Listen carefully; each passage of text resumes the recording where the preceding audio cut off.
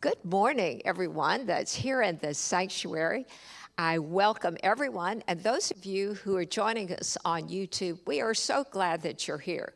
We love the idea that we are beaming farther than we can see right now. So we're sharing some of the things that are going to be going on now and in the near future.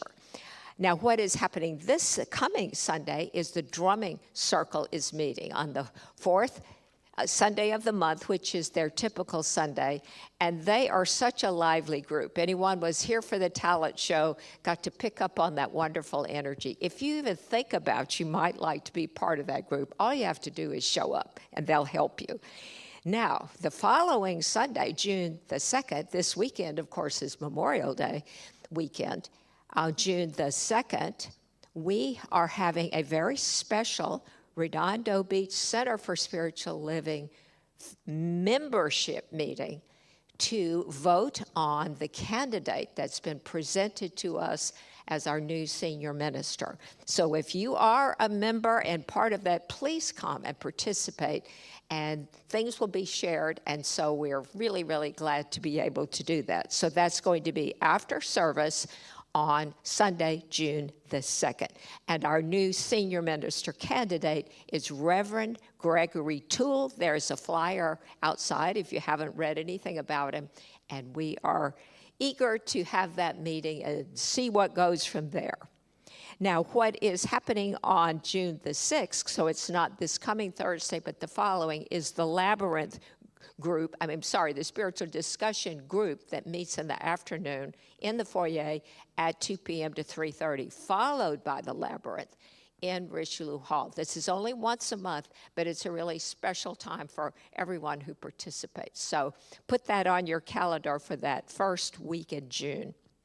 We also have for coming up on June the 7th, which is Friday, right after spiritual discussion, we're having our Soundscape Orchestra's summer concert that they call Summer Fun. The band starts playing at 6 p.m. on that Friday evening, afternoon, and they open at 5:30, and there's a lot of visiting and a lot of fellowship that is taking place. It's been a very well-attended event. Some people come early so they get a nice place to sit so they can watch the action on the dance floor as well as in the band. So that is on Friday, June the 7th.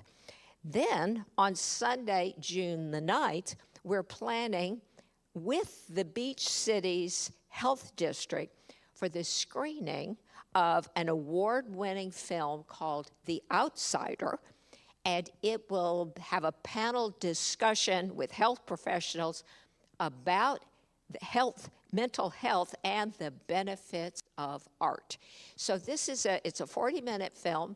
It's really, really a wonderful opportunity to be a part of that. And it begins, I don't think it says here, but I think it's at 3 p.m., and the doors will open at 2:30 so that you can come in. There's a flyer out there in the foyer that you can check that out. Now, we have Science of Mind classes every Sunday before service. They are at 10:15 to 10:45. Right there in Richelieu Hall, the chairs will be set up. All you have to do is show up. It's such a great opportunity. Be there and learn and get a taste of Ernest Holmes on Sunday morning. Now, we have a few, looking a little farther out, we have some special events coming up. One of them is on June the 16th, and it's Juneteenth, which is a celebration of Freedom Day. And so we will have a program, we will have singers, we will have really a lot of cool stuff, and we're planning on some great food. So if you want to be a part of that, please mark your calendar. It's after service. We had our premiere event was last year, we're grand opening, and we're coming back this year to do this again. So support us on June the 16th for Juneteenth on that Sunday. Reverend Valerie is teaching a certification class for hypnosis, and it's happening on a Friday and Saturday, which is June the 21st and 22nd. There is a flyer out there. In fact, I have one. It looks a little like that, and you really do need to read that if you think you might be interested in that. These are 2 all-day sessions, and you learn a great deal about this program and this whole certification aspect of it. And so it's quite interesting. There's a clipboard out there that you can sign up. This coming Sunday is Memorial Day weekend, and the office will be closed on the 27th of May, which is actually the Memorial Day. And so we look forward to this weekend and enjoying the entire experience. But for today, it is Wednesday, and so as we thank all of the volunteers who are working, they're back in the back. Some of the volunteers are sitting out here, and we are looking for more and more volunteers. If you just want to help out, we would love to have you do that. But I interrupted myself. It is now time to introduce our speaker for today, Reverend Dr. Sharon Hudson. Thank you, Reverend Catherine. She does such a great job of announcements. Look at the crowd we have today. Thank you for being here. Wow, and hi to everybody online. So our topic today is Light Up the World. I'm glad you're all close, too. Almost all close. We're going to sing at the end, just in case you're wondering. And so we'll have more of a choral effect since we're down close. It's wonderful. So my topic is Light Up the World. And I'm talking about my very favorite thing in the whole world. My very favorite thing, I believe, is the reason we're here. And it's love. The power of love, the wonder of love. What is love? What does love do? How do we live in love? Love is, I think it's the most important thing in the world. It is actually a healing thing. When you think about what is love, Dr. Stephen Covey tells a little story about a man who came to him and said, he had a problem. The problem was the feeling of love was just gone from their marriage. He said, what do you mean, the feeling of love is gone? He says, well, we just don't feel it, Dr. Covey. My wife doesn't feel it. I don't feel it. We just don't feel the love. And Stephen Covey said, where did you get the idea that love was a feeling? It's not a feeling. Love is a verb. It is also a feeling. It's a noun. But love is also a verb. It's something you do. You actually love. And like this man had this wake-up moment of, oh my gosh, you could do something to create love. It isn't just something you happen to have or not have. Does that make sense? So how do we have love? How does love show up? What is love? Honestly, I think love is the intrinsic nature of our own being. Ernest Holmes has a great quote that I want to start with. He says, all of us need to believe that we are loved and lovable. We begin life with confidence on both points, bathed in a mother's love and swaddled in our own innocence. Love was never a question, but over time, our certainty may have clouded. When you look at yourself today, can you still make the 2 statements every infant in the world could make if they had words? The 2 statements, I am completely loved, I am completely lovable. How are you feeling about that? I am loved, I am lovable. Can you make that? Can you say that? Do you feel that? He said, you were created to be completely loved and completely lovable for your whole life. Like you don't lose that. That's how we're born. We're born in love as love. I just want us to open our hearts and minds to love because I think it can actually completely change the planet. It is vital to our well-being. One of the things Mary Mann and Morrissey says is love is a way of being, of letting God in you shine through so that others catch the light and awaken to the glory of God here and now. So that's my ultimate thing about love, is that the love that is divine love is beyond the love, well, it's part of the love we have for one another, but it's something so grand and amazing that it is a sense of deep, deep connection, care. It's hard to find words because it's just our true nature to feel that sense of deep connected love in a spiritual way. I've said this before, but my thing is to beam love. I beam love. When there's any challenge anywhere, I literally beam love. If I see somebody having a problem, I beam love. If you have someone that you're in a troubled relationship, it's really wonderful to begin to just do a little affirmation. Let go of your the story that goes on in your mind, of the things they have done or haven't done, and just start to do a little affirmation. I love you. I bless you. I care about you. Just whatever comes to you, just start to see that, do that to them as them. There's a woman that tells a story about her husband was supposed to paint the bedroom. And instead, he's out washing the car on the weekend. He's not painting the bedroom. Weeks are going by, and she's talking to her therapist now, and she's saying, he's driving me crazy because he knows the bedroom needs to be painted. I keep reminding him, and he keeps doing other things. And the therapist had this suggestion for her. He said, instead of reminding him, why don't you just start to be grateful and thank him and praise him for what he is doing? What a great job you did washing the car. And so forget about the room. And I bet you that room would be painted. I bet you that room will be painted. And so she did that. And sure enough, and that changes things, doesn't it? Just like lightens everything up. And suddenly we are in a different way, because when you're feeling appreciated, what happens? You step up to the plate more. You feel cared for and loved, and so you respond with care and love. We can shift relationships in such an amazing way by just beginning to be appreciative, not hang on to all the little, disappointments, challenges, upsets with anybody. We can just let those go, instead of saving them up and shooting them all at once, which I have done in the past. I don't do that anymore, hopefully. Pray for me that I will never do that. I think it's important to speak the truth with people when there are challenges in our lives. It's really important to care for ourselves and have boundaries so people don't step on our toes and wound us. Yes. What's his name?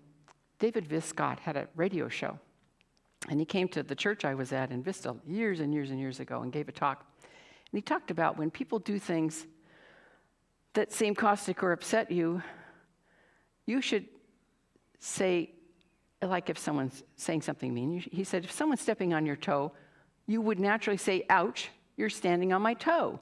So when someone does something that doesn't feel right, it's appropriate to say something to them like, ouch, that wasn't nice, or ouch, that hurt. He also told a story about, just to give him a little example of something else you could do, because sometimes people say things that are really stupid and actually mean, and they kind of wish they could take them back later. He gives an example of someone showing the newly decorated room, and the person they were showing it to made a unkind comment that's the wrong color, that's ugly, something, I don't even know what the words were, and so the person showing the room, the suggestion David Viscott had was, just say, as though you didn't hear, just say, excuse me? Like innocently, like, excuse me? And they get a chance to rethink and then regroup and say, oh, you've really done a great job here, or something nicer than that. It's like we need to feel safe to speak the truth. And in the kindest way, I think one of my secret powers is that when I have to have a difficult conversation with someone, I always come at it from a place of really loving and caring for them. I know that them knowing about this and doing better about this, or not making that mistake again, or not being, learning from this experience, is beneficial to them. And so I come at it just feeling like, I care. I want you to know. I had a practitioner once come to me, and she said to me, there's something I want to talk to you about. Of course, that was my early days in ministry. And she says, but I'm kind of afraid to talk to you about it. You see, even if you approach someone like that, what happened for me was I just opened my heart. You can tell me anything. I care about you. I want to know what's going on that you might, feel like you're attacking me about. I don't know. And she told me two things, and I don't remember what the things were at all. I just remember her opening that opened me up in a way that I could really hear her, Just letting me know that she wanted to feel safe to say something that was difficult for her to tell me. Made it safe. We talked. All is well. Have a great relationship. Always have had. But I think that's the thing we're talking about when we talk about love and healing the planet and healing our own lives, is to have a sense of love back of everything we're doing, that sense of deep care and knowing that we are connected and that what's good for you is also good for me, and bringing to light whatever needs to be discussed, right? Yes, for sure. There's a tribe in Africa. Maybe I'll read this story to you. Probably, you all know, maybe you've heard this,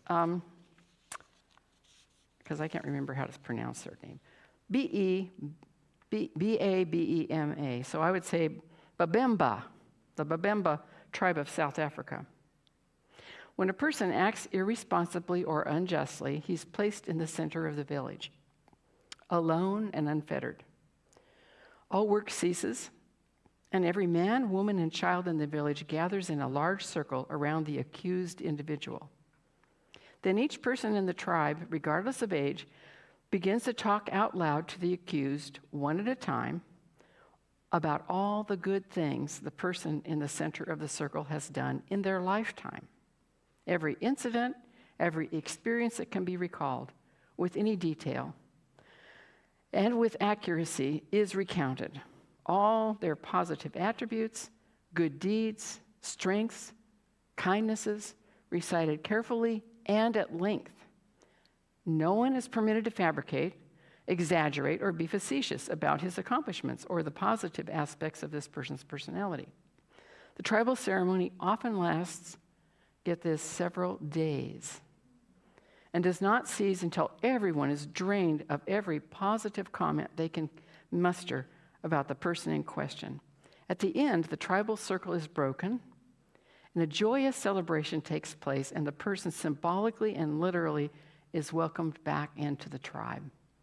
Just imagine if we bombarded each other with positivity, which is love in action, all the time. It would change our world, wouldn't it? It'd just be amazing. There's the power of love and our deep connection also shows up in the story. Many of you have heard this, I'm sure, about the twins that were born, and they were in separate isolates in the hospital, and one of them was having irregular breathing and irregular heartbeat, and so a nurse put them together in the same isolate.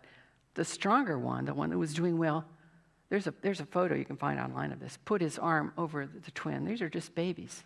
Put his arm over the twin, and his twin started to breathe normally, regularly, and his heart rate went back to a normal pace.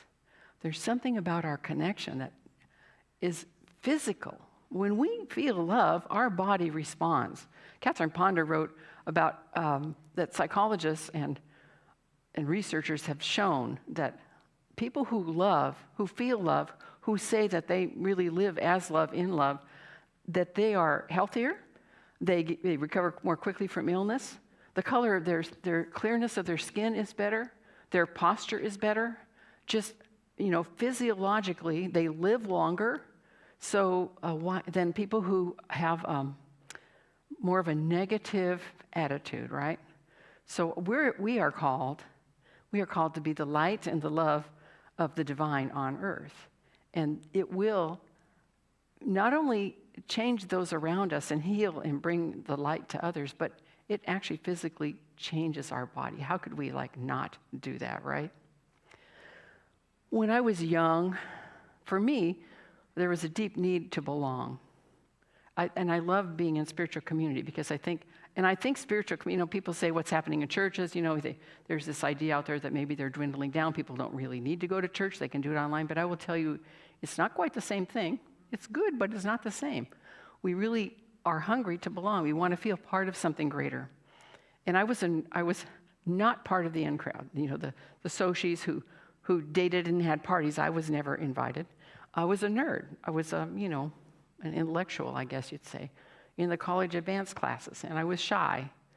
And I'm still shy, in case you didn't know that. I'm actually shy.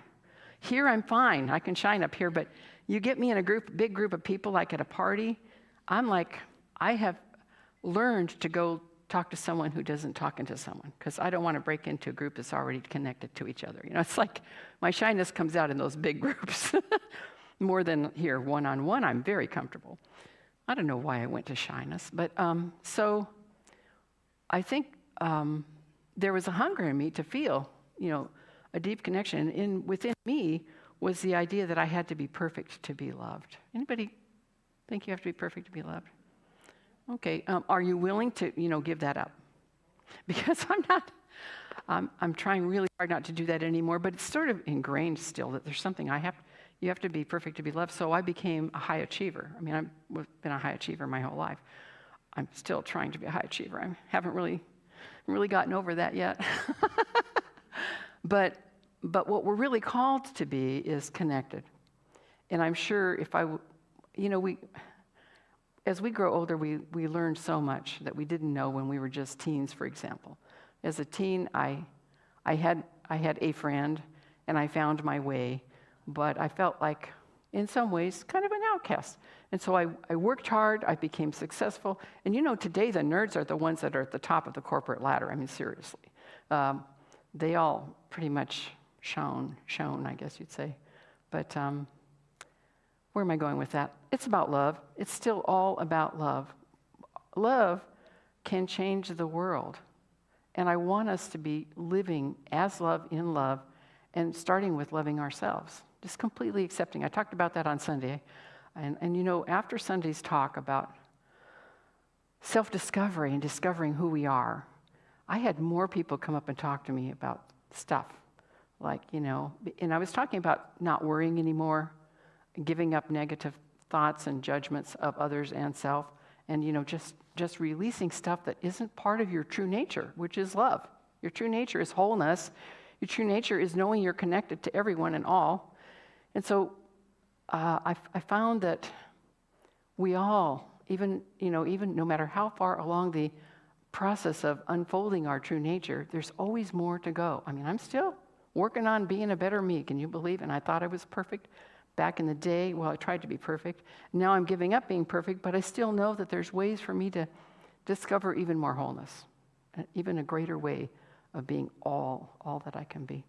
Okay, I have another quote to share with you over here.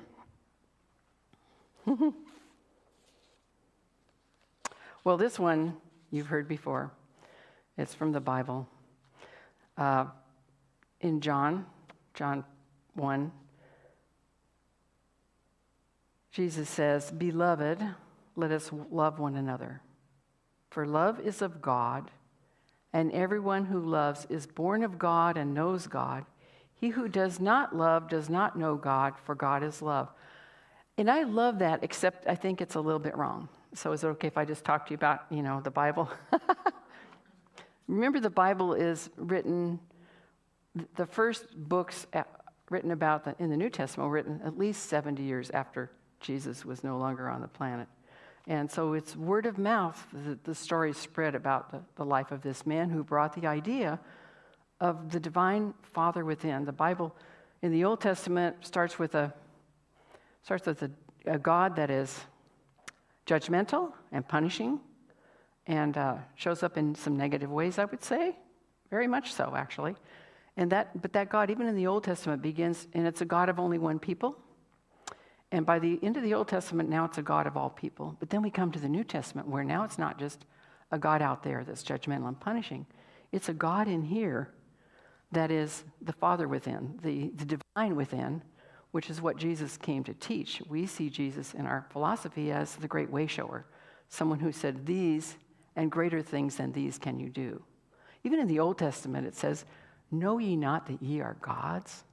Know ye not that ye... So what we're talking about, it's the language back then and the language as it was translated. But in today's language, what I want to say that the teaching there is really that there is a divine presence. It is in us. We are showing up uniquely as that presence. And in that presence, we are actually connected. We are so connected that when I pick up the phone to call my husband, he has just picked up his phone just before the phone rang. I mean, we have no idea how connected we are and how... I'll tell you a little story. I have a son, and when he was a teen, out of high school, he was challenging. He was my youngest, and I was now with my current husband, and I always felt like he needed me to explain him to my husband, and my husband needed me to explain him to my son. I always felt like I was in between these two. But honestly, in my deepest spirit, in my awareness of him, I became aware, it was a spiritual experience, to see that I wasn't seeing him as whole. He was, actually, he wasn't living with us. He was living with our daughter, and then they kicked him out, and then he was living with a friend and kind of couch surfing. And when I had this wake-up call that I wasn't seeing him as whole, that I wasn't seeing him as actually so capable that he could have the life he wanted. And I know this stuff. Oh, that was a long time ago. I was very learning and getting it. I shifted my perception of him. I now saw him as capable, not needing anyone to interfere in his life at all, not just knowing that he had a great path and he was fine. And we are so connected without saying a word to him. I know something in him shifted because his confidence was shifted, and he got a fabulous job and has a great life and is amazing. He's working for Hewlett-Packard now as a product manager, married and has kids. It's so important that we have a good opinion of those we love, even those who may not be totally functioning properly. And he was fine. He wasn't a bad kid. He never did drugs or anything wrong. He never did anything wrong, but he just kind of wasn't finding his way, getting a job and, going on with life. So he actually went to college too. Stuff happens, right? So how can we be that catalyst for the world instead of, when we watch the news, feeling fear-filled and concerned about things that we see happening, either politically or in just the global war situations? How can we instead be a catalyst for knowing there's a solution, there's a resolution? Because when we all have that consciousness, it has an effect with all. And so I think lighting up the world means we're called to be an amazing presence of the divine and stand in faith that goodness is coming out of these difficulties. Goodness is coming, and without being attached, just having that faith, because it does two things. It makes us feel better, makes us healthier, makes us feel safer and freer to be and show up as the love of God. And that's the whole point of this whole thing. And I saw the light come on. So usually, I don't talk that long on Wednesdays. Wow.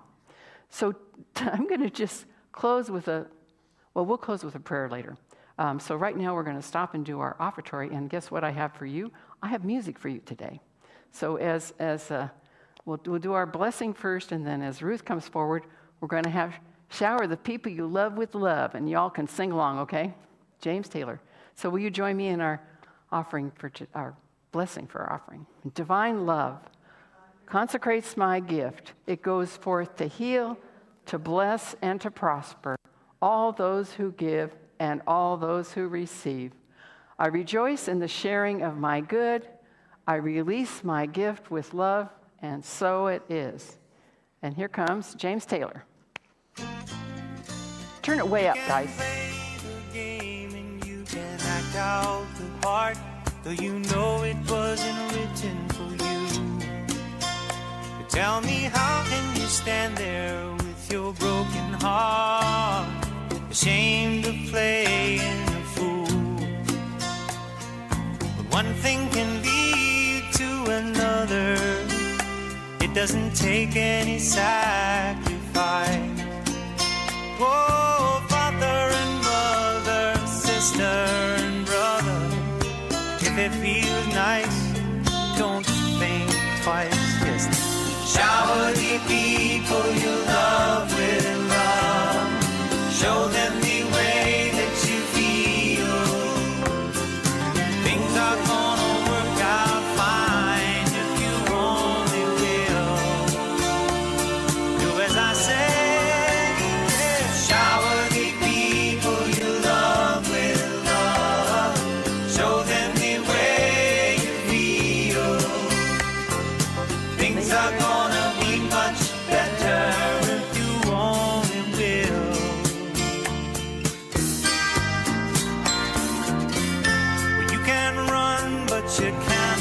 hide. This is widely known. And what you plan to do with your foolish pride when you're all by yourself alone? Once you tell somebody the way that you feel, you can feel it beginning to ease. I think it's true what they say about this squeaky wheel always getting the grease. Better to shower the people you love with love. Yes, and show them the way that you feel. I know things are gonna be just fine if you only will. What I'd like to do to you, shower the people you love with love. Show them the way you feel. Things are gonna be much better if you only will.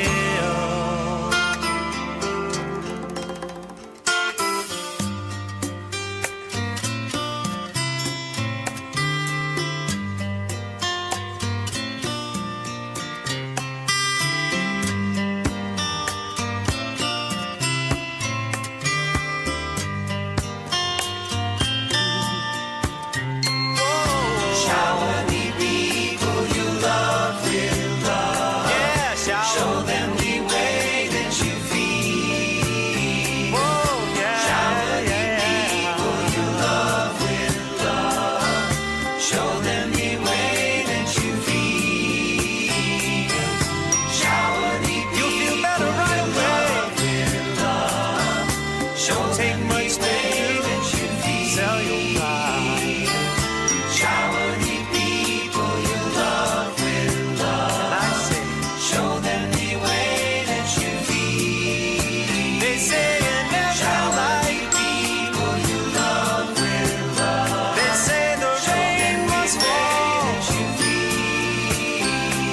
Just like a pouring rain. People you love with love. Make it rain. Show them the way that you feel. Make it rain. Shower the people you love with love. Sunshine. Oh, yes. Make it rain. Shower the people you love with love. Sunshine. Show them the way that you feel. Right. Shower the people. Oh, that was nice. Went on a long time. I hope that was okay for you, but I hope you were showering people you love with love, right? From right here. Should have told you to be doing that while the song was going. You could have been thinking, okay, I'm showering you. Okay, I'm showering you. And so as you go forth today, let's shower people. So I'm just wondering if there are any comments, questions, prayer requests, and Grant is ready with the microphone if you have anything. Right down here. So I do find it easy to shower people. I do find it easy to shower people with love who are kind to me. When people are really cruel, what do you do then?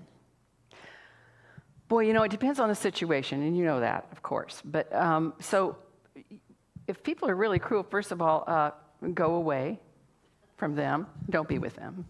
But if there's someone you have to be with from time to time, you know, sometimes we have these ways of coping with that. We may, I talked about this Sunday, you may confront and say, you know, I really think you need to say, ouch, that hurt.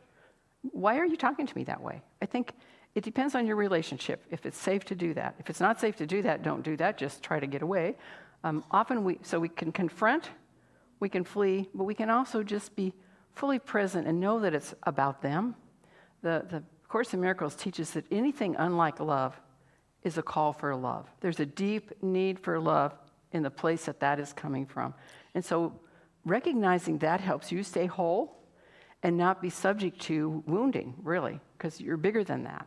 Does that make sense? Oh, definitely. Okay. Thank you. Yeah, good. One down. Any more? You talked earlier about all the love, the sharing, and I had a thought in my head how that could be applied on a much, much larger scale. I see today the world full of patriotism and a conflict, and I'm wondering, why is that? How we forgot basics, you know, religion, regardless, there's so many out there. I'm not that much knowledgeable, but I know one thing, they taught us a love. So in this modern time of days of conflict and wars, and why we forgot the basic thing to love and help each other? What happened to our religious leaders? They can help and maybe stood up and guide us. You know, patriotism, unfortunately, powerful tool, but it's taught. This generation after generation, they taught their children to hate each other and see the conflict, not a love. Why we cannot forgive each other? Every religion, I believe, teaches forgiveness.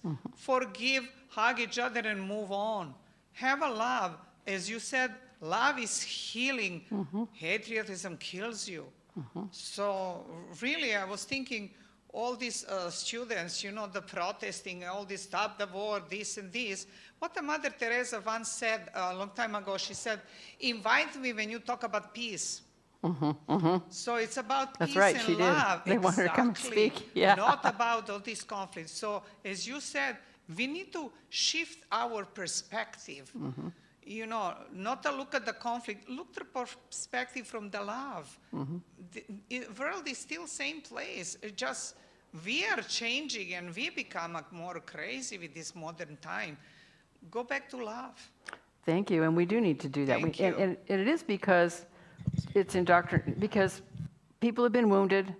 They continue to teach people to wound, and you know, they bring their children up with the fear, which is back of any kind of discord or hatred.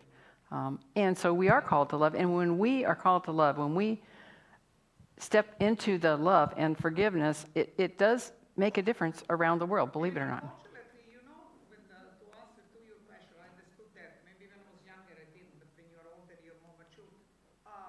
That the rude, unkind people, they didn't recognize love enough in their life. They didn't have They enough don't love. know better. They didn't learn better. That's right. There's a If you reason teach people them- are like that. Right, there's a reason. I think when I was a child in my religion, they said, when they slap you, you show them love. That means you teach them love, not, you know, the kindness, because they don't know better. Yeah, they don't know better. How we teach our kids, you know, when they're little, they do wrong. I watch parents, sometimes you spank them, or, which is of course wrong, but you teach them with love and kindness. That's why they experience later. Love and kindness. Yep. Because they're taught wrong, then they do wrong later. You know, Turkey and the island. So Mark Turco went to talk to, there was a war going on, Crete, I think it's Crete in Turkey. And he went to try to be a peacemaker. And what he did is he met with the grandmothers from both sides. Because the grandmothers could then begin to talk to each other, and they take that home, the wisdom you're talking about, they take that home to the men, the people having differences in war, but they were able to then create a solution and create peace. So it's, you know, we get wiser, as I said, as we get older. Anybody else? Yeah, Anne. There's so many ideas going through my mind as you're talking. Oh yeah, this and that and that and that. I loved your talk. It's really beautiful. And how much it's all one mind is so incredible, because just yesterday a friend of mine was talking about what she had done as a leader of a group that she was heading. And she said that she did it on nonviolent communication. And what she was sharing with them is to start when there's an affront to you, start by saying what happened, then how you feel about it, and what you would like to have done. Yeah. And that's so much along the lines of what you were saying, you know. And I was thinking about that learning that I went through recently for myself, talking about how you feel. I found that I was putting up with some negativity, trying to be understanding, compassionate, all. And this person was telling me in many ways, many times, how unhappy they were. And I thought, you know, I've never told this person that it's causing me a great deal of unhappiness also. And it was amazing, the change. Oh my goodness. She had no intention to hurt me and had no idea that I was suffering, because I guess I kind of put up a stoic front. I don't know. You know? But it totally changed our relationship. And it reminded me of years ago, I had a mishap in a minor surgery. The doctor accidentally severed a artery in my stomach, and didn't know it at the time. Oh, wow. And I went home the next morning, not feeling. I felt okay, actually. Just my stomach was a little bloated. But then I passed out and was, and they rushed me to the hospital and found out what had happened. And I remember being in a gurney in the hall, waiting for something to happen. And there was a nurse holding my hand, and I was in so much pain. And finally, I said to her, I can't stand it any longer. I'm in so much pain. And she said, she's in so much pain, she can't stand it. And that was the last thing I remember. So my lesson, even though that was like 40 years ago, I was finally getting the message, is to say you're hurting when you're hurting. It doesn't mean that you have to attack, but you can say you're hurting, and it can make a big difference. Yeah, one of the things that came up in our book study yesterday, what a great group that is. If you don't come to that, you should come. It's just amazing. But one of the things that came up is that a lot of times when we're having difficulty in our lives, we're personally down for some reason, things have happened, and that it's hard to reach out for help. It's hard when you're there to reconnect with someone and let them know that, you need connection, you need support, you are feeling lonely, you're feeling, you're upset, whatever it is. And so it's about us feeling whole enough to do that, to say, I'm in pain, this hurts so bad, to ask for help when we need it. We need to be so strong in who we are and confident that people do care for us, that they would want to know, and that we should definitely let them know what's going on. So many people keep stuff inside, and they aren't free, they aren't living the joyous life that could be theirs if they felt more connected and have the support that helps them move beyond whatever it is. See a hand? Another Ann? Good morning. I was in that group yesterday, and I really hesitated to say I needed some help, but I did.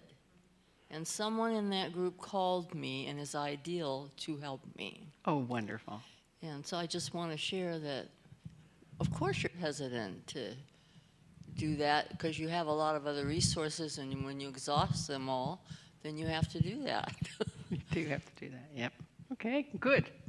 Good news. Anything else? Yes, great.